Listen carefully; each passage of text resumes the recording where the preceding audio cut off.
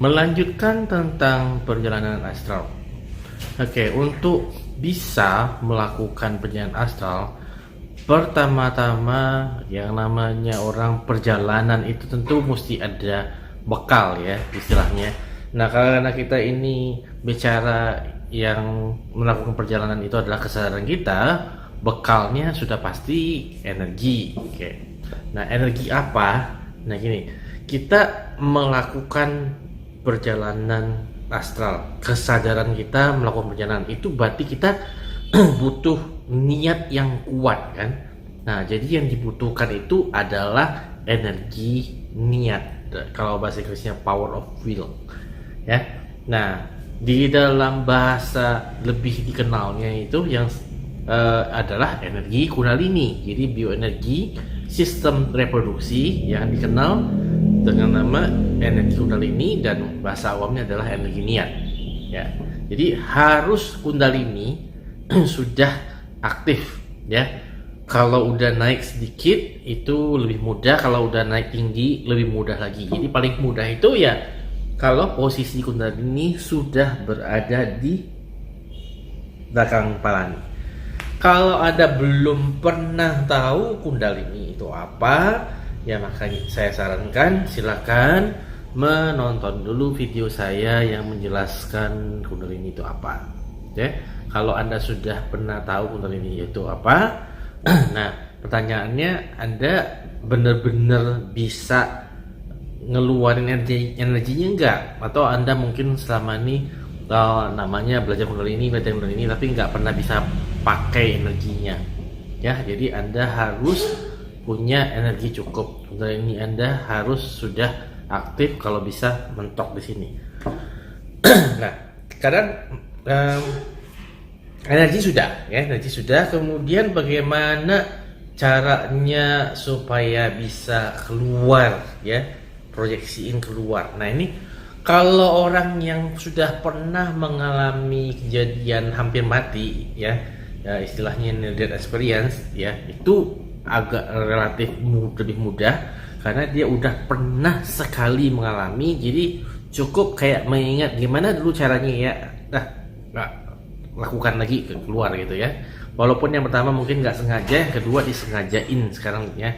Nah, tapi kalau orang yang belum pernah mengalami, maka ini harus melakukan latihan, yaitu latihan konsentrasi. Apa gunanya latihan konsentrasi? Karena kita kan mau memproyeksikan. Kalau lihat semua yang namanya proyektor itu, dia tuh keluarnya terkonsentrasi satu titik tuh baru dipancarin keluar gitu kan. Nah, jadi makanya kita harus bisa mengkonsentrasikan seluruh kesadaran kita ke satu titik. Jadi latihan konsentrasi dulu. Nah, pertanyaannya, mana kesadaran itu? Kalau kita lagi duduk-duduk aja tenang-tenang gini, kita dicoba merasakan diri sendiri itu yang mana. Nah, itu pasti akan terasa daerah sekitar dada ya, bukan di kepala.